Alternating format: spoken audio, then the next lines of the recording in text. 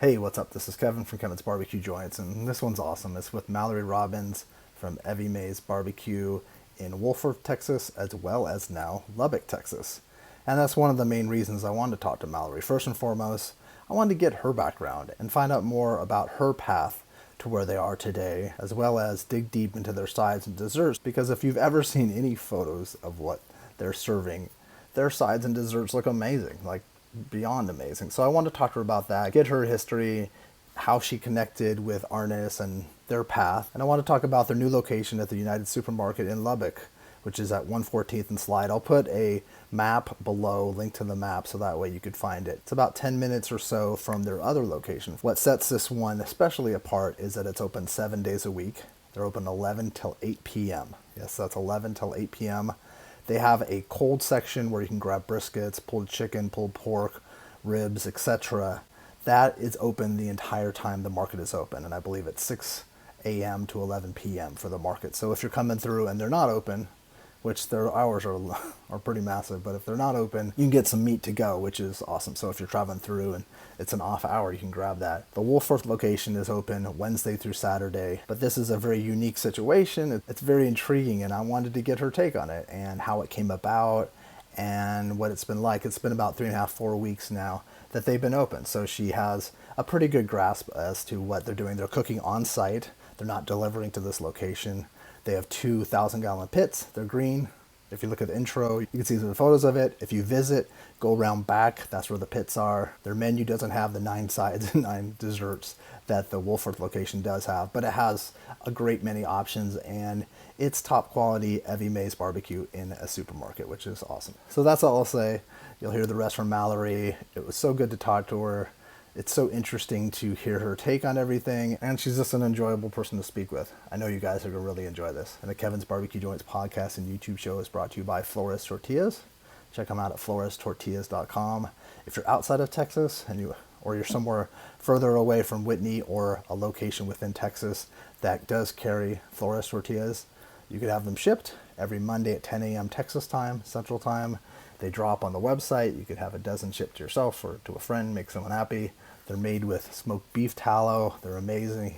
Michael Wyan has perfected the art of tortillas. Again, that's florestortillas.com. And I have a website at kevinsbbqjoints.com. Linked to all the podcasts, YouTube stuff, all these crazy lists I'm putting together. I also have a website that I'm launching, which is going to be pretty awesome, a really helpful tool. But at the end, stay safe. And I know you're going to enjoy this with Mallory. Good morning, Mallory. How are you?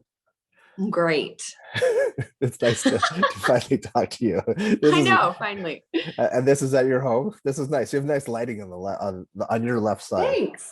Yeah, it's morning, so we get a lot of light on this side in the morning. And my kids went to stay a couple of nights in New Mexico with my mom. We have a super busy weekend of work, and so it was just going to be better for the kids and us and everybody involved if they were just not here these 2 days. How do they get to? How do they do they? Does she come pick them up and She pick them? does, and I Okay. say New Mexico, and to y'all that probably sounds like a million miles away, but it's an hour and a half from here. Oh, really? Yeah, so she Okay, guys. comes. You know what? I'm just thinking. I'm thinking more down, and it's more of that. Yes, we are Yes. about an hour from the border of New Mexico Wow. from where we're at. Okay. Because So there's. yeah, my mom lives there and she comes almost every week to hang out with my kids for a day or two at Huh. least. And yeah, so So it's fun. that It's so, good. so that's another reason why you guys moved to Lubbock, because of the proximity of Yes. that too. My Okay. family there, Arnis's family here in Lubbock. And so it was just a good place to land. I don't think anybody would think that New Mexico is that close. And I guess you would not think that people don't realize that Oklahoma is so close to Texas too. Right. I know you can, and especially from where we're at, you can get there really quick for a weekend or yeah, That's awesome. Okay. Well, Texas is massive, and I know. this isn't necessarily all about Texas, but I guess it is. In the end, it is about Texas. I wanted to talk to you because obviously your second location, and it's inside a supermarket, or do you call them supermarkets or grocery stores, or I what do you say call? grocery So store, do I. but maybe Okay. it's because I'm just a small town language. I mean, it's a supermarket, but Yeah, yeah, yeah. in a grocery store. In a grocery store, which actually sounds like that sounds so small town and so wonderful. Like it's in a grocery store. It It's so is. It is. and then I also want to talk about that, but I also want to get your background because I was reading online and I was telling you off camera that there's not a lot written about you And I want to know about you. You grew up, but you were born in Amarillo, right? Amarillo or Amarillo? Amarillo. Amarillo. If it was the Spanish version, it'd be Amarillo, right? Yes, yes. Okay. Yeah, I was born in Amarillo, but I only lived there until I was about 4 years old. And then we moved to Eastern New Mexico, which is an hour and a half away from Amarillo also. Amarillo and Lubbock and Clovis, New Mexico kind of make a triangle. Oh, okay. So super close. My dad was in the beef industry, is still in the beef industry. He had worked for IBP and XL and Cargill. Okay. 30 plus years. So I was sort of exposed to the beef industry, from childhood. Would you go to work with him? No, I did not work with him, but I was able to tour when I got a little bit older. I was able to go to the kill floor and see how all that stuff happens from a pretty early age. So I've always had a real appreciation for where our food comes from, because I've just known, and not a lot of folks have that luxury. So most people don't. Yeah. No, yeah, and my grandparents farmed. So my mom grew up on a farm in Portales, New Mexico. Arnis's family farmed. He grew up on a peanut farm in Portales, New Mexico. So we have an agricultural based upbringing, whether it's the plant side or the animal side. We just grew up in it. And I've talked to a couple other people that grew up on farms or near farms. What was that like for you? And that also gave you an opportunity to probably explore a lot as a kid and also use your imagination, because there's a whole different world doing that as opposed to living in a bigger city. Yeah, totally. I mean, we grew up in the country, me and my brother and sister. I mean, we had calves we bottle fed in the mornings before school, and we had sheep and barn cats, and we grew up with animals and playing outside all day, and just very small town. But you went to a school. You didn't go to Arnis's school, right? You guys were a little bit separated, right? Yeah, so Portales and Clovis are about 20 miles apart. Okay. So we were very in close proximity and grew up together with mutual friends and relatives that he grew up best friends with my cousin. So Arnis was always around whenever I was a kid. Did you think that you might marry this guy someday, or did you like him? No way. And he was a year younger than me in school. And so I don't know about you, but when I was in school, you did not No. It was okay for like an older guy to date a younger girl, but older girls did not date younger guys. Like that was kind of a weird thing, which is funny to say now. It's so dumb. But I mean, I think I'm not trying to, but Arnis did pursue me at a young age, and I was not interested. He was just my annoying cousin's best friend. That's so funny. Yeah. And it wasn't until much later in life, after college, that we, ran into each other and sort of reconnected and became friends, and then went from there. Did you run into each other at a random place or at like a family gathering? Or? No, it was actually at a bar. Super classic. Meet your spouse at a small town honky tonk. Was it a small town honky tonk? Well, we were both in town for different reasons. I was living in Amarillo at the time, and he was living in Arizona. Okay. He had moved out there for a landscape design school with a buddy of his, and I was back home for a wedding, and he was back home to see family, and we just ran into each other at a bar. Hadn't seen each other in years, and just hey, what are you doing? How you been? And exchange phone numbers. And he's like, I'm living in Arizona. You should come visit sometime. And it just kind of turned into like a long distance friendship, him in Arizona and me, Okay. And it just sort of snowballed from there. And that was back in 2007. And I just was kind of over where I was at in life. And I put my resume online back when that was a thing, with like before the bubble burst back in 2007. And I got a great job in an aviation industry. I worked in recruiting. Huh. So anyways, I flew out to Arizona and just kind of visited. And I thought, you know what? I'm going to take this job. I was making good money. I was single, no kids, worked in aviation, and got to kind of travel all over the country recruiting aircraft mechanics. What an interesting job. It was really cool. I mean, it was fun. I got to, be in Arizona and experience a different place. And Arnis and I, became a thing. Yeah.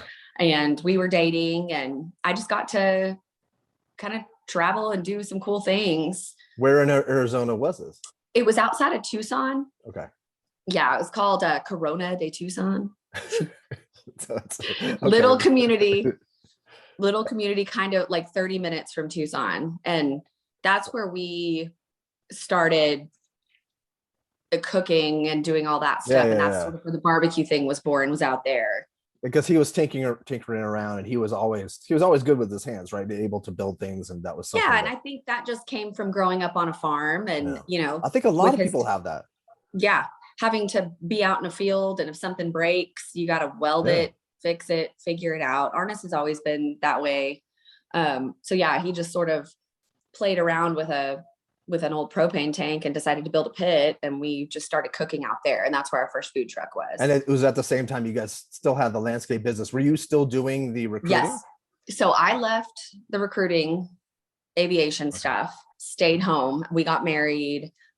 We had a landscaping company at that point. Arnis had kind of started his own thing. So I helped him with that. And then we had Evelyn, our first baby. And that's when we kind of started experimenting with cooking, and sort of falling in love with that, and realizing that might be something that could pay the bills, maybe not, but it's what still we enjoyed. Risk. It's still an interesting risk to take, especially in Arizona. Totally. And especially barbecue in Arizona. Yeah. I mean, it's not a thing, probably kind of like where you're at. Texas barbecue is coming now, and it's, it's an international thing now, but 10 years ago, I mean, tri-tip is barbecue in Tucson, like, because it's a very California influence. And ribs and tri-tip, that was kind of all the really, That's it. I used to visit friends in college in Tucson, and that's the kind of barbecue, or like bar food / Yeah, definitely. So it just was sort of something that we just experimented with and started loving, and it snowballed into cooking for neighbors and friends and catering. And then Arnis bought our first little food truck, and we started selling on the side of the road in Arizona. And when that sort of blew up, and we thought, oh my goodness, this is something we can do, we thought we need to move back home. Because we had a little kid, we were 12 hours from our family. My grandparents were getting older. We just wanted to be closer to family. And we thought, what better time than just to move back home? And we landed in Lubbock and decided to pursue barbecue here. So can you remember what that food was like back then? And he was doing the meat portion, and you were doing the sides and desserts. And those were from recipes from your grandparents or and just other family members also. Arnis's mom, cousins, just things. So sort of backing up, Arnis was diagnosed with celiac disease about a year before we had our little girl. Okay. And he was pretty sick and misdiagnosed with things, and we couldn't really figure out what was wrong. Once we figured out it was gluten, that's when we started really experimenting with cooking and what can we do to have good desserts, good food, figure out how to make cornbread and pie crust and all the things that we couldn't have anymore. And this was before that became such a huge fad diet. So that's when I started kind of messing with the desserts and sides and figuring all that out. And Arnis was really figuring out the meat side of things. Were you even marketing your food as those items as gluten-free, or was it just something you were doing for Arnis? And then basically for Arnis and I stopped eating gluten when he was diagnosed, just because I was afraid he wouldn't take it seriously. If I had things at our house that I could eat, he couldn't. It was just easier to just rip the Band-Aid. So he knew everything in our house was safe for him to eat. And so that's just kind of how we did it. But no, we were afraid to say something, I think, for a while. In Arizona, not as much, but when we started here, I mean, 99% of our customers were farmers, blue collar workers, school teachers, folks just stopping in for a chopped beef sandwich, for lunch. And we serve regular buns for our sandwiches because we don't feel like everybody should have to suffer. Can you explain just really quickly, because I think there's a lot of people who are like, I'm allergic to gluten, but no one even really, I don't think people even know what that means. A lot of people don't, and it's surprising. So celiac disease and having gluten allergies are totally different things. But celiac disease, which is what my husband has, it is a genetic thing. His mom has it. His immune system and his body is literally not able to break down the protein associated with wheat, barley, and rye. It's not something his body can do or ever will do. So you have to remove those things from the diet because it causes so much inflammation and your body literally cannot function properly. So once we eliminated gluten from his diet, I mean, he was like a new person, looked different, felt, I mean, it's pretty incredible. But then some folks have actual gluten allergies, like a wheat allergy. And that is like EpiPen allergic reactions. And that is not what Arnis has. If Arnis accidentally takes a bite of something that has gluten, you can tell he may get a rash or have an upset stomach for 45 minutes. And in a day or two, he'll be fine. Allergies, it's more dangerous and life-threatening, I guess you could say. Gluten, celiac disease can be life-threatening because of repetitive long-term exposure, and your body just, I actually have a cousin that passed away from cancer associated with celiac disease that was untreated for 50 years. Oh my gosh. Yeah. I mean, it's crazy. It is very serious. And so it's crazy because a lot of people, it was such a fad diet for so long with celebrities. So you go out to eat and say, we're actually gluten-free if you could be careful with and wait staff's like gluten-free. That's, like some stupid celebrity diet. But for my husband and for a lot of people, it's a serious thing. I think people, because I think I remember, for some reason, I remember like a Seth Rogen movie where one of the guys picks like another guy at the airport and he's like, I'm gluten-free, but he's like eating In-N-Out or something, or eating. And so. Yeah. So it's made fun of and it has been for years. Yeah, so it's been sort of an irritating 10 years of him being gluten-free. But so, yeah, going back to your question, no, we did not market it. We were afraid to market it because what were we going to do? I mean, we had a food truck on the side of the road in front of a storage unit in Wolfforth, Texas, population 3,000. And, so-and-so farmer is going to stop by for a sandwich. And we have a big sign that says gluten-free barbecue. Yeah, you don't want to be a kind of a weird. They're not going to. Yeah, they're going to be like, who are these hippies on the side of the road trying to sell us gluten-free barbecue? It's probably gross, So we didn't say anything for a long time. Okay. And then we started, once we got sort of comfortable and developed a following, and we thought, okay, now let's say, hey, guess what? That pecan pie you've been eating for 2 years, that's gluten-free. Doesn't mean it's not delicious and not terrible for you. It doesn't have a ton of butter and sugar, but it does not have gluten. So now it's very cool because we do have a pretty big customer base that is gluten-free. So that's neat. And I've seen people, even I think Daniel, I've seen people put things like this is gluten-free, or I forget. I think that maybe it was Kelly Yandel. I'm not sure. Somebody put something. Kelly and Daniel came from Dallas to come eat. She said she bought a new car and turned 50 and she can do what she wants. That's what she told me. She drove all the way to Wolfforth just to eat dessert. Awesome. And I was like, good for you. Yeah. But, no, that's awesome. So it's neat. It's neat now, all these years later, that people do love our desserts, and we've expanded with the help of our crew and our bakery folks and them bringing their ideas to the table and us just sort of modifying things to be gluten-free. And now people travel and come to eat our desserts. Like it's pretty neat.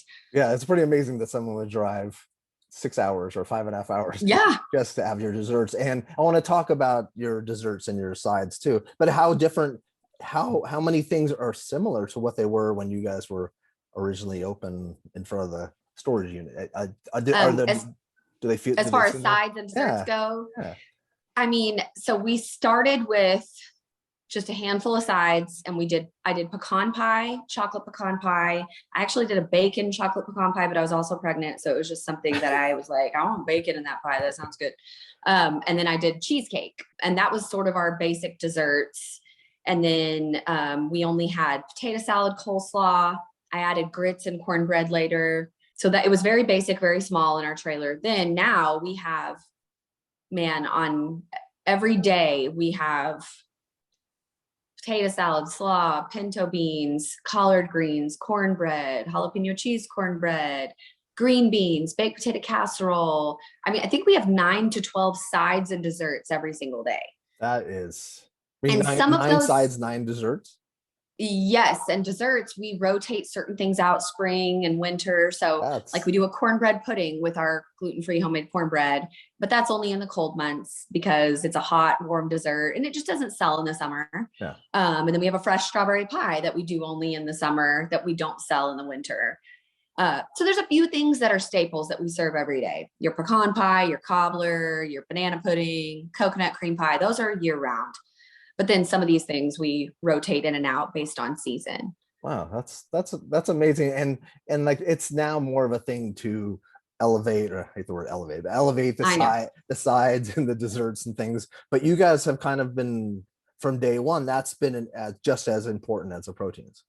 Yeah. And I think that's one thing that a lot of barbecue places in Texas and probably all over the country are starting to do over the last couple of years, which is neat because I mean, forever barbecue, it was just about the meat, and sides are sort of an afterthought. Desserts are definitely not.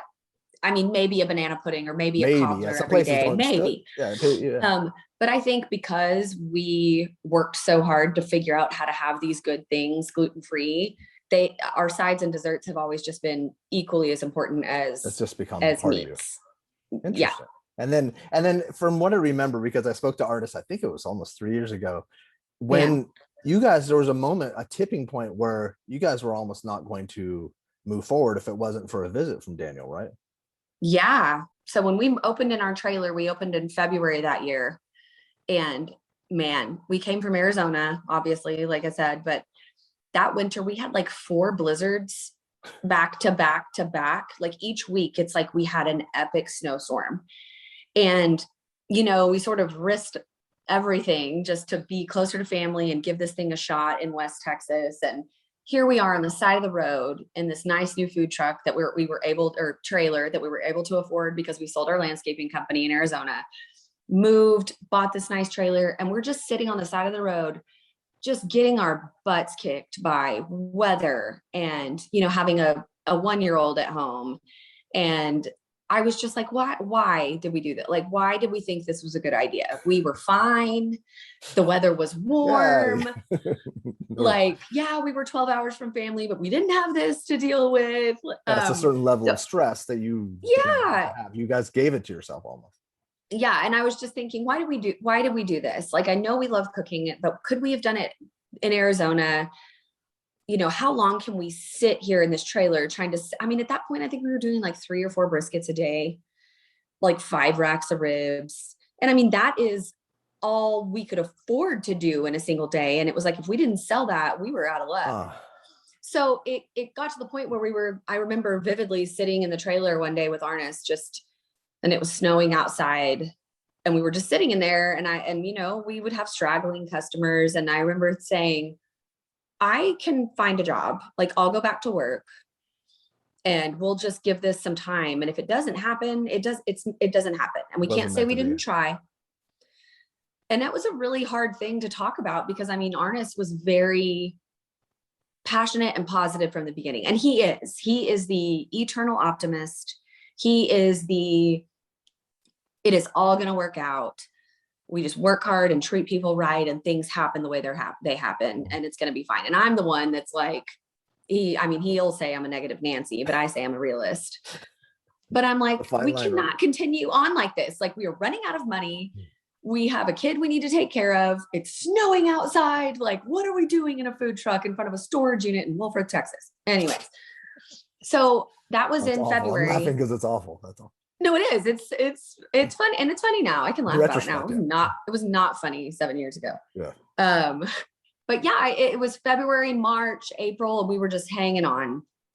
And, you know, we had kind of developed some followers and some local customers, and we were like, oh man, okay. We had a couple of really good days, really good weeks. Like, maybe if we don't run out of money first, maybe this can happen.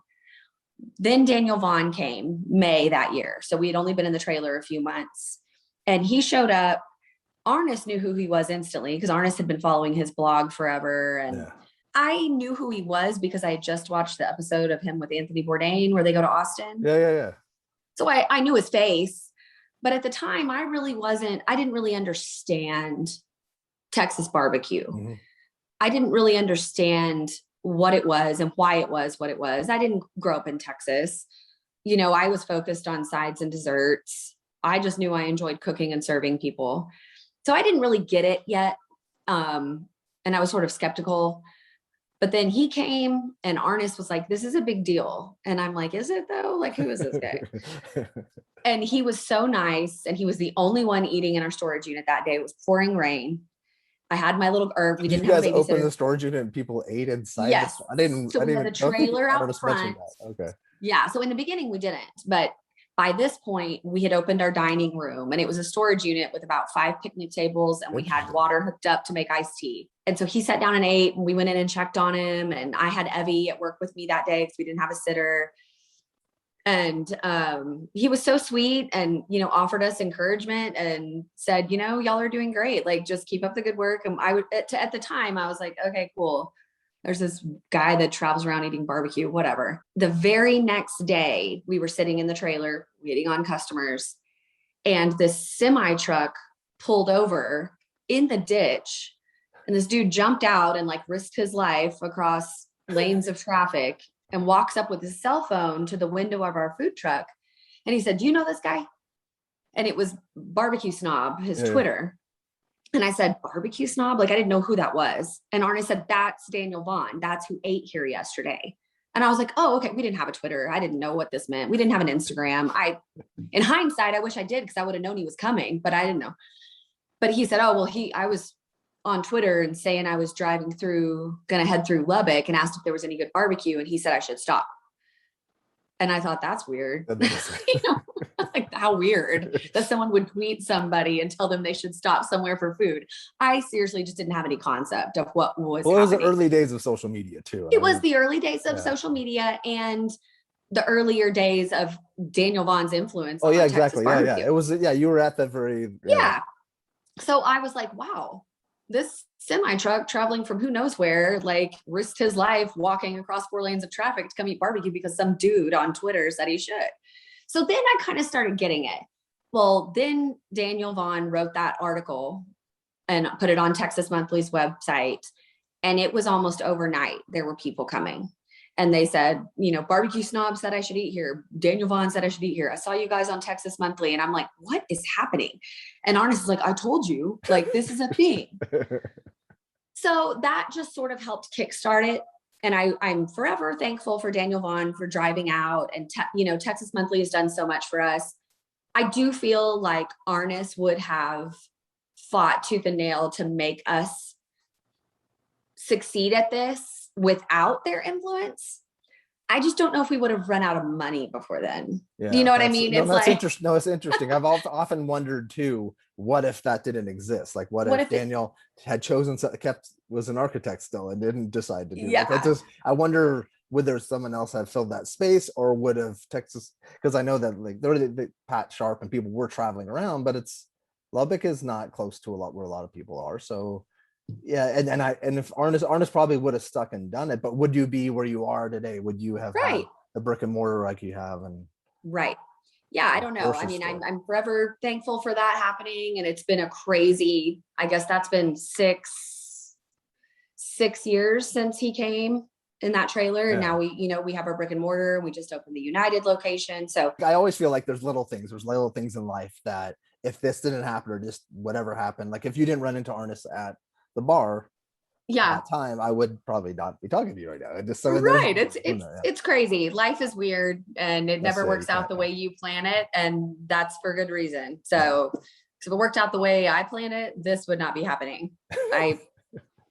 You'd be who knows, you'd be running that company, or you'd have another who knows. Exactly. Okay, let's talk about, a lot of people have talked about your brick and mortar, and we can get into that a little bit. The hours though for the brick and mortar are Wednesday through Saturday. Is that what that is? Wednesday through Saturday, 11 o'clock until we sell out, or close at 3. So whichever comes first. Usually these days, because of our capacity, we don't want to run out. We want to have almost full menu until 3 now, because we have an outlet as far as chilling, vacuum sealing, mail order, and selling at United and Market Street. So that's nice. And the mail order you guys have had for about 3 years, maybe, or so? Yeah, probably. And actually, like right now, we've disabled it on our website because the last 3 weeks have just been nuts, and the weather is so hot. And because of where we're located and UPS, I mean, we have resent food to this one particular customer 3 times now. and it's gotten there in 2 days and it's room temp. Yeah, no, I had stuff shipped from Goldie's and it came like so strange. Like this was last summer. Yeah. Yeah. So it's like, in a little bit when we're through the kinks of opening think this it's new smart. location and the weather cools down, we'll turn it back on and we'll start doing it again. It's just, man, it's just a pain when you can't control that product after it leaves your place. So right now it's disabled for a few weeks. Okay. But that is something, and I'll put a link to it below, but I'll put a note that just keep checking it. If that's something, if you're way out of town or out of state or something, that's something that you guys do. Cause you guys ship even pie, right? Isn't that something that? Yeah. So we ship our pecan pies right now, and chocolate pecan pies. It's just one of the ones that freezes nice and solid and it arrives in one piece. There's a lot of things we can't. We have shipped frozen cheesecakes before. We don't love to, but it depends on the time of year. That's definitely time of year, where it's at, and then maybe we'll send you a cheesecake. But we're working on that kind of stuff. Yeah. So how did the United thing come about? And that's a brand new grocery store. Like when they opened, that was when your store opened too. Right? Yeah. So the United thing kind of started. I refer to things as pre-COVID and post-COVID now. Yeah. Let's hope it's post-COVID. Right. Oh my gosh. Yeah. I don't even want to go there right now, but so pre-COVID, they had approached us about possibly putting a little Evie Mae's counter inside one of their existing stores. Oh, we thought that would be kind of cool. So we kind of talked about that, and we met with them and looked at the space and crunched numbers. And I mean, and most of the viewers here would know, there's not much of a profit margin in barbecue. Mm-hmm. It's almost non-existent. So to have to cook at Evie Mae's, transport this product daily to a 7-day-a-week grocery store across town, serve it, offer a percentage, whatever that would be, to them, it wasn't worth it. Like, it didn't make sense on paper.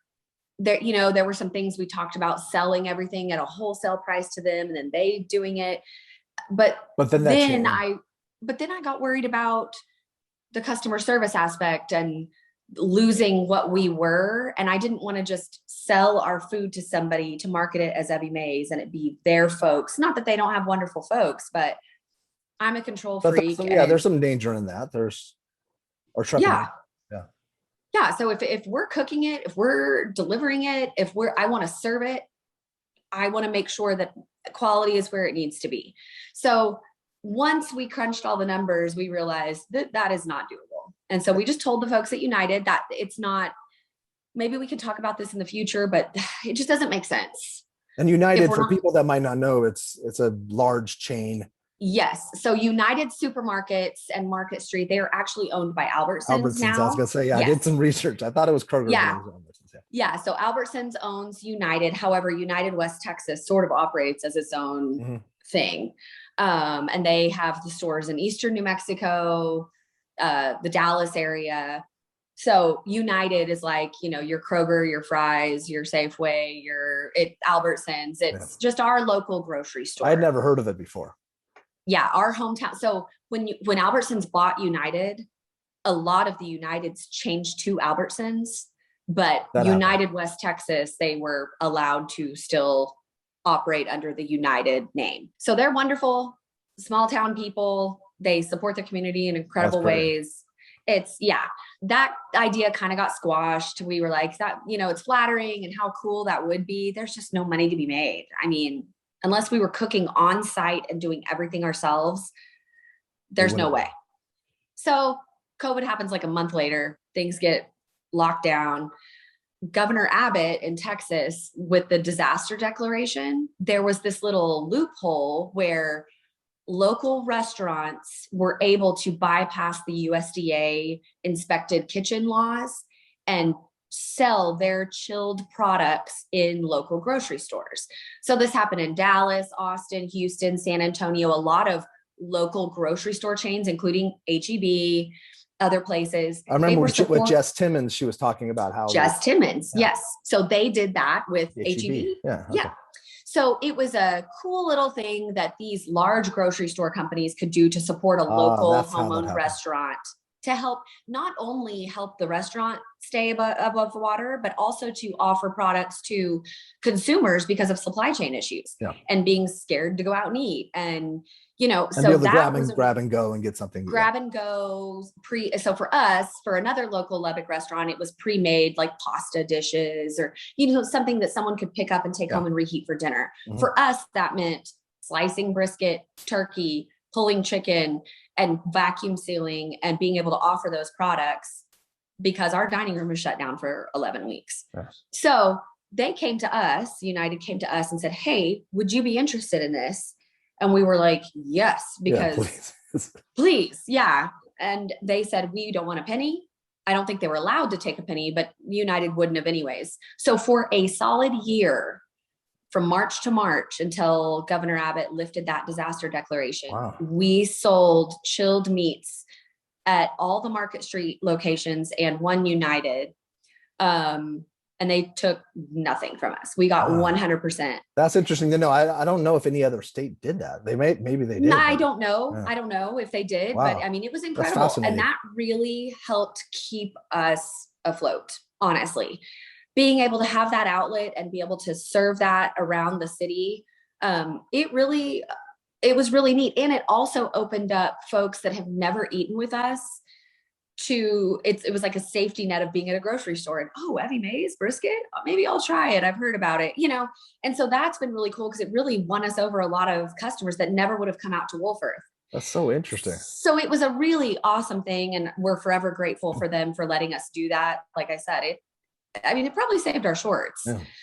So then they came to us during this COVID period and they said, hey, I know the whole moving you into an existing store didn't work out financially. It doesn't make sense on paper. How would y'all feel about coming into a brand new store? We're breaking ground in October. And we were like, I instantly, like my instinct was like, no, no, thanks. We're fine. Still, yeah. Arnis is like, yes, we want to do it. Arnis always needs a challenge, wants something new. He thrives on challenges. So he wanted to kind of redefine the barbecue concept in a supermarket. Yeah. So to Arnis, he's like, how can we do this and do it right and it be just as good as it is in Wolfforth? So through a series of meetings and sitting down with them and bouncing ideas off of each other, we came to the conclusion that, look, if we're going to do this, we have to cook on site. There's no transporting. We have to cook on site. We have to do everything right. Here's what we need. What can y'all do? And they were basically just like, done. Wow. And we are like, okay, I guess we're doing this. So we broke ground in October and October of 2020. Okay. And opened June 30th of 21. Wow. So from design to construction to us serving barbecue cooked on site was, like record breaking time. That's crazy. And so how much influence did you guys have on the store design? Because I know that they have, I used to open up Murray's Cheese with Kroger. So I know how much there's a lot of different people like cooks involved. So involved. Lots of cooks in the kitchen. Yes. So they were very open with us from the beginning and talked to us about what we needed and sent folks to our restaurant to look at our kitchen equipment. And we were like, we need X, Y, Z. Oh, cool. Okay. This is what we need. And of course there were a lot of things they couldn't do or wouldn't do because they didn't know us that well yet. We didn't know them that well yet. So there were times in the design process that Arnis and I both were thinking, this isn't big enough. We need this, we need this, we need this. But it's almost the beggars can't be choosers thing. Yeah. And we just didn't have the relationship with these folks yet to be like, hey, our pit room needs to be twice the size. You want us to serve 7 days a week, lunch and dinner, and we have room for 2,000 gallon tanks? Like, what is wrong with you? I couldn't say that to them. Mm-hmm. Now we have a different relationship after opening this store. They are wonderful and we're very close. And we're like, hey, if we ever do this again, this is what we need. And they see it now, hindsight's 2020. They're like, oh, okay. Yeah. Well, no, once they actually see it like in motion, it's probably. Yeah. They're like, okay, the pit room needs to be twice the size. And we're like, yeah, but we didn't feel comfortable telling you that a year ago. And having a pit room at a supermarket is unusual. It is. And so that was a whole nother set of challenges with, health department stuff and food safety stuff. And yeah, no, I dealt with that those people a lot. Yes. see, and we have never really had to deal with that because of where we're at in Wolfforth. We're under state of Texas. I mean, of course, we're safe. We do the things that we do, and the health department comes and they're like, great, y'all are doing great. Lubbock, though it's a mile away, is completely different. So city of Lubbock is completely different. And then there's there's state of Texas, there's Lubbock, and then there's United Supermarkets. Mm-hmm. Their standards for health and food safety is in there. It's crazy, which it's great. And they have to do that to protect themselves. But there's a lot of things that we had to do, to make sure that we were up to code. So that was challenging. But and probably like because you have that, not grab and go, but you have all that cryo stuff.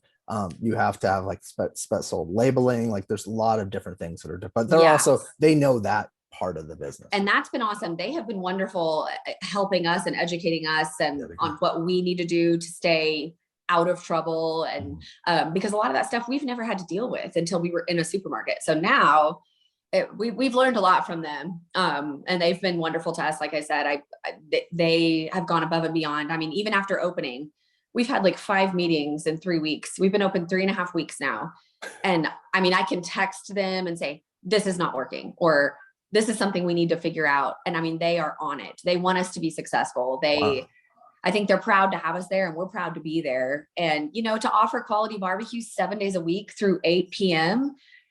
I didn't know how we were going to do it until we opened our first day. And Arnis was like, we don't know. We're just going to open and we'll make adjustments every day. And, we ran out of brisket at 5:00 the first couple days, and people were irritated. And we were like, hey, we had brisket till 5 p.m. Like, that's a pretty huge deal. Next week, hopefully we have it till 8. Yeah, give us a minute. Adjust things. Yes. Yeah. Give us a minute to figure it out. So what can people expect when they come visit? Because I saw from Kelly and from Daniel, I saw some photos, but I don't know. And which location is it? It's like if people were Googling it or. So we are, and honestly, if you Google it, it doesn't even come up. That's how new it is. But so we are in the United Supermarket on the corner of 114 and Slide. Okay. In Lubbock. It's the newest location. Does it have a number? Do they number these markets, right? They do, and I don't even know it. Okay. I need to look that up. I'll try to find it. If I find it, I'll put it in the it's on the website. Okay. So we're open 7 days a week, lunch and dinner. We open at 11, and we try to have food until 8 p.m. Wow. We do sell out of things, and we try to have brisket and ribs at least until 7 or 8, which is pretty incredible. Yeah. Especially given the space that we're working in. It is tiny. I mean, our place in Wolfforth is massive. And then you go to United and it's like, I don't know how we're doing it. Our crew is incredible, but we don't offer all the desserts. We don't offer all the sides. And that's been kind of hard on our regular customers because they come and they're like, where's your grits? Where's your cornbread? And I'm like, I'm in a broom closet back here with like no room to prep stuff. Like I'm having to really change my expectations of this store to almost that it'll never be what Wolfforth is. I want the food quality to be there and the customer service to be there, but we'll never be able to offer full menu. We just don't have logistically and the space. We just won't. So it's hard, and I want to do that, but I kind of have to change my mindset that it's just not going to be that. Well, it's pretty special what people are getting already. The fact that they can get that in the supermarket. I think it's pretty cool. And we're right next to, they have a tap house in there. So there's local beers on tap. There's live music on the weekends, and it's in a grocery store. And so do they have cool. It's like a food courtish kind of thing, or how? Yeah, sort of. So you have your like deli where, they slice the deli stuff for you. Then you have their bakery counter, and then you've got their Texas kitchen where you can get chicken fried steak and stuff like that. And then there's an Asian concept called Chopsticks where they do bowls and sushi. And then there's Evie Mae's, and then there's a tap house. Wow. So it's neat because you'll have a family really come through and a kid's has, mashed potatoes and macaroni from the Texas kitchen. Then the wife gets some sushi, and then the husband comes and gets a rack of ribs, and then they go sit down and have a beer and listen to live local music. It's cool. Great. That's great. It really is. And I think it's really cool. And, we've got the brand new shiny H-E-B a mile down the street. So a lot of folks were like, oh, United's gonna try to compete with H-E-B, and you know what? Yeah, of course they are. Yeah. They've got to. They're in competition. That's sort of what they're doing. That is what it is. But at the end of the day, United is a hometown business that does a ton to support the community. And we're thankful to be there. We really are. So And is there's it enough business to go around. is it a counter? Is it counter service? Is that how? It's counter service. We cut it fresh to order. Counter service. We have a big old chopping block right there, and they tell us what they want. We cut it. We scoop their sides and send them down to the cashier. And the cashier, it's cool. are you paying a United person? Is that what is it? So it is all our people cooking, serving.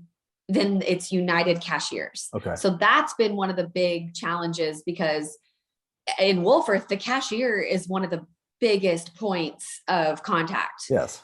So I really struggled with that in the first few weeks, and I still struggle with it.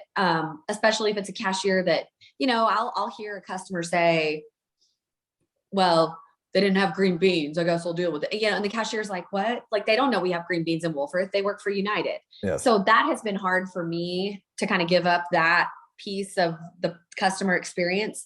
But over the last 3.5 weeks, we have identified great cashiers with United, and they keep trying to plug in the same ones over there that get it. Yeah, that helps. To make it a little bit more seamless and kind of. Yeah. And they ask questions in between customers. So, okay, what do they mean when they want moist brisket? And because these United cashiers have no idea. So they're getting an education on Texas barbecue, and we're kind of having to work hand in hand with United and kind of, create a relationship with them. It's working out. It has been a rough couple of weeks, but I keep telling myself, we're not even a month in. Yeah. Like, we're getting there. I totally feel for you, because I remember when I worked at the supermarkets, and we'd hire people are just going to get a job, or they're getting a job at a supermarket. They don't necessarily know the connection to the barbecue joint or any restaurants there. Yeah. Right. Yeah. So it's been challenging, but it's been fun, and we're getting there. Are you there a lot? Like, how does that work? In the first 2 weeks that we opened, yes, I was there a ton, but Wolfforth was kind of having not trouble, but we went from having 20 employees for the past 5-6 years that have been with us forever. And if we have to hire somebody, it's like one a year. So we've grown, but it's been slow growth. So we went from overnight having our rock solid crew that's like a family to having to hire 10, 15 new people. So having new folks in Wolfforth, me being at United, new folks in Wolfforth, I was getting worried. I can't be two places at once. Yeah. And Wolfforth is our baby, and it is home. And I need our new folks to understand why we're there, why we do what we do, and train them to understand the entire experience. So some of our managers that were in Wolfforth were like, Mallory, like, I need you to come. Like, I can't take all this on myself. Mm-hmm. And so I have tried to be at United Mondays and Tuesdays the last 2 weeks. I work over there Monday and Tuesday, and then I'm in Wolfforth Wednesday through Saturday. So if we're open in Wolfforth, I want to be there from at least 11 to 2. So are you hiring new people at Wolfforth because you brought people over to United? Yes. So we essentially split our core people, but they're both working both places. So our pit crew rotates, our everybody rotates just to maintain. That's smart. That's actually, I would never have thought of that, I guess. I was worried in the beginning, and we had, our crew was like, so who's going to work at United? Who's going to work here? How is that fair? And we just kind of thought, look, everybody will work everywhere. I don't want it to separate and be like, well, the potato salad in Wolfforth isn't as good as the potato salad at United, because we just have total, you know what I mean?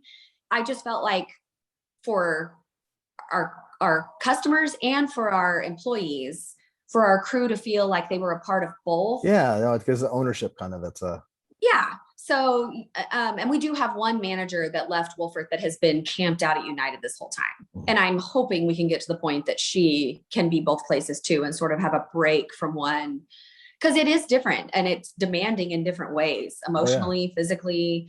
So like, I enjoy working at United on Mondays. It's like, it's shiny, it's new. I'm at the grocery store. If my kids need something, I can get something on the way home, have a beer at the tap house on the way out.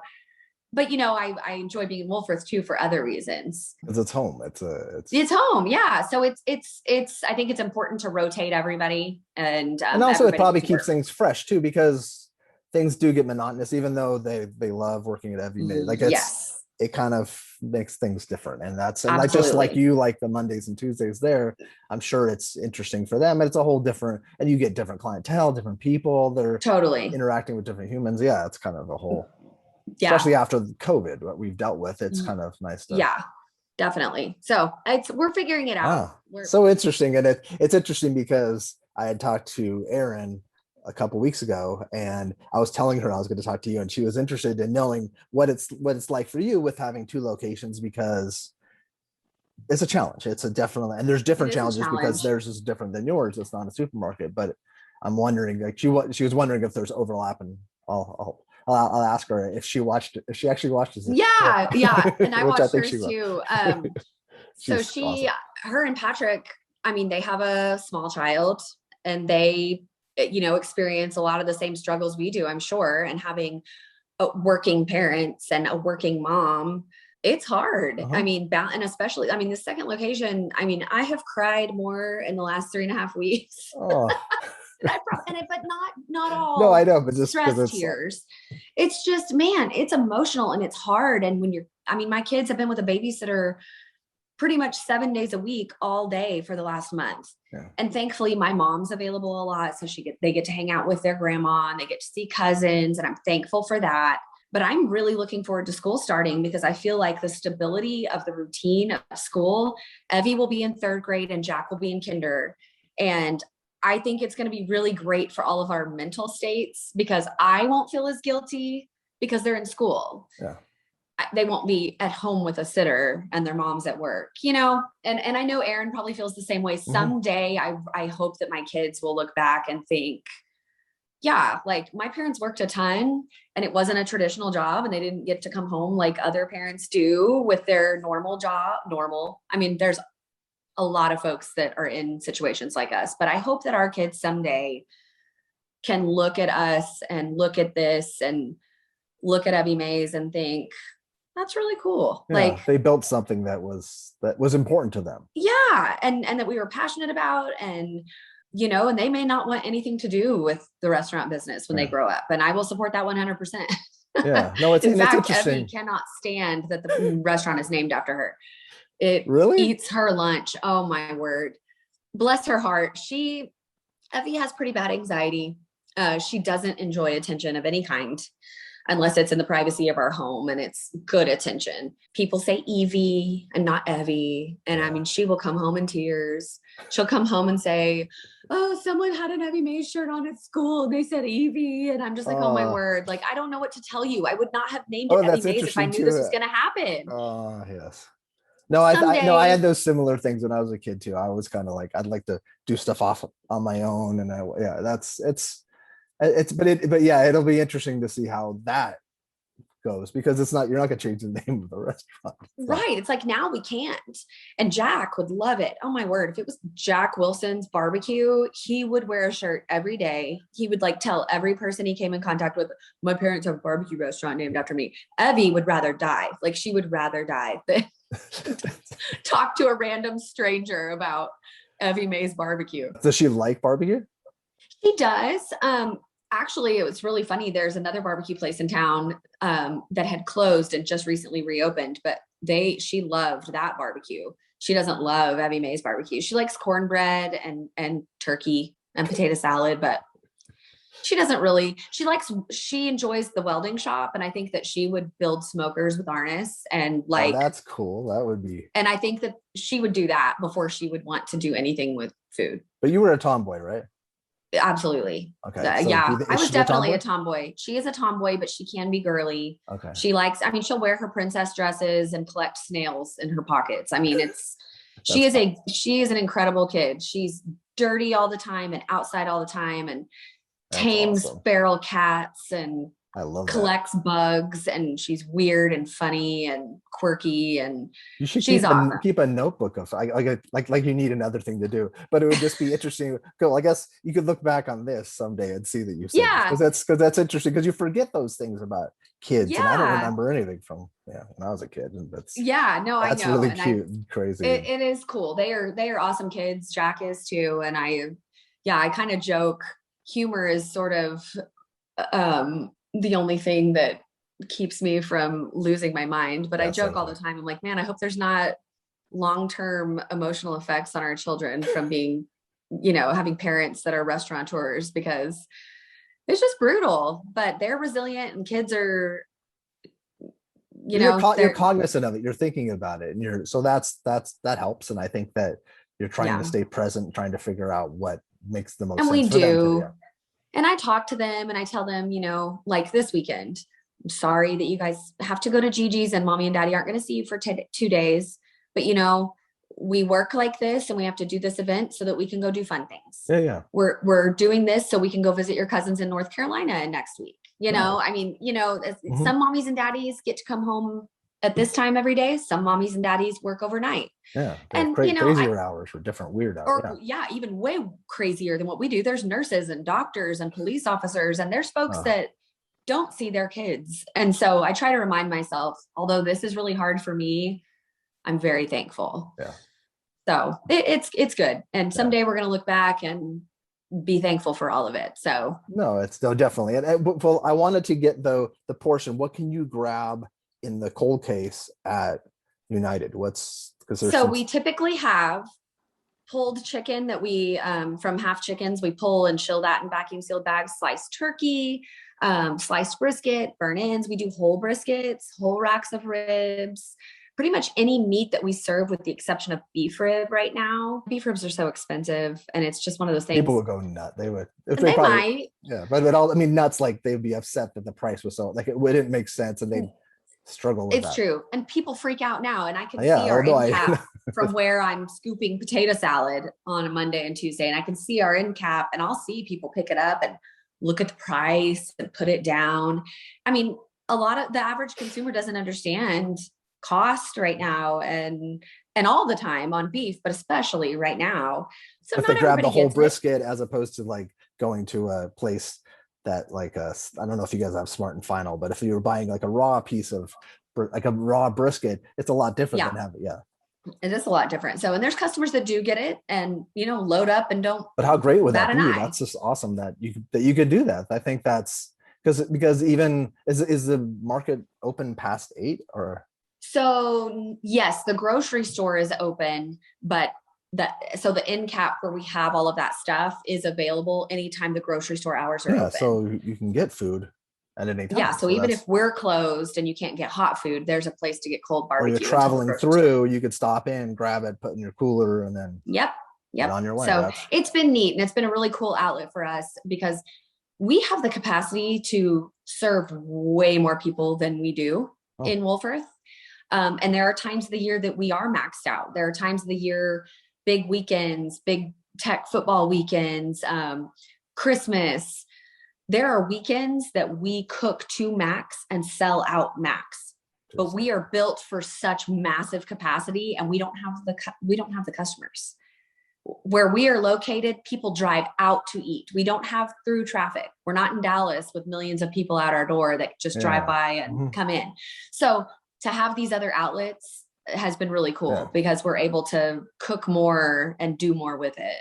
I wonder too, does that something that are people going to the market and then going out to your Wolfforth location because they've seen you there, like they're interested? Yeah. Like, I wonder, like it probably is it will bring new customers that you didn't know. It absolutely has. It has. And that's what's been so cool because there's a lot of people that, we've been open for 6 years now. And every time a customer says it's their first time and I'm like, oh, are you traveling through? And they're like, no, I live and love it. And I'm like, wow. 6 years we've been open and you've never been here. So it's mind blowing how many people still haven't come to eat with us. And I love that though, because it's like, that's a great we haven't even reached what we can reach. And this grocery store is giving us a chance to feed these folks that maybe have heard, oh, the line's long, or I don't want to drive all the way out there. And I'm like, it's 10 minutes, guys. Yeah, I was going to say, like 10 minutes. But hey, listen, people here that don't understand traffic in other cities and they've never had to deal with it. And I only know because we lived in Tucson for, a long time.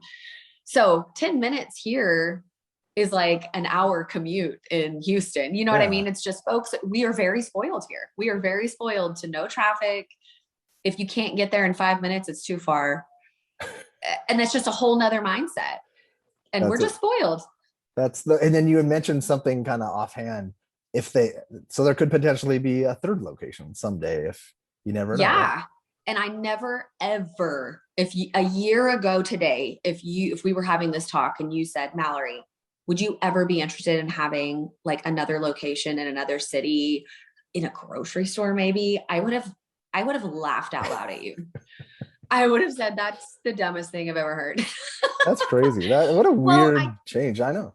COVID and almost losing your business and being scared and having to really think outside the box about how you're going to get your bills paid and keep your doors open and keep your employees paid and homeschool your kids. And it really changes your perspective.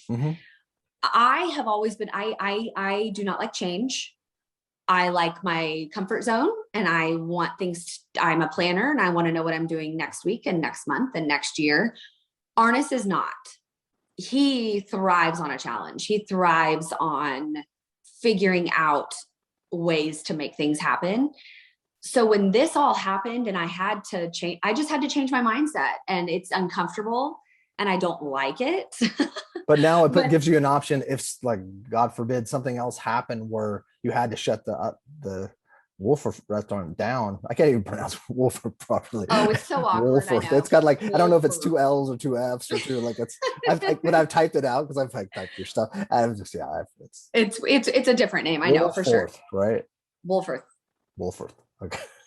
Anyways, like, say something happened where you had to shut down for another 3 months because of some silly thing. Supermarkets are not going to close, because we know that that's something that, right. So it funnel people while in it's there, uncomfortable, it's uncomfortable and change is hard. I feel like it's a good thing, and growth can be a good thing. Yeah. And, I've had a lot of customers say to me, are you worried about getting too big and losing quality? Well, hell yeah, I am. Yeah. Of course, that's why you're doing it the way you're doing it. That's why we're doing it the way we're doing it. Am I going to open 45 Evie Mae's all over the country? No, but expanding your options. Vegas and Atlantic City and Dubai. And Dubai, of course. It's forcing me to get out of my comfort zone and do something that's scary and different. But that's where a good change That's great. happens. No, that's important. And I feel like some growth is good growth. And, having options and being able to do things that are challenging and new and fun and exciting. And also not just for us and for the future of us and our kids and the Evie Mae's brand, but for our crew. We have people that have worked for us for years that are probably going to work for us forever.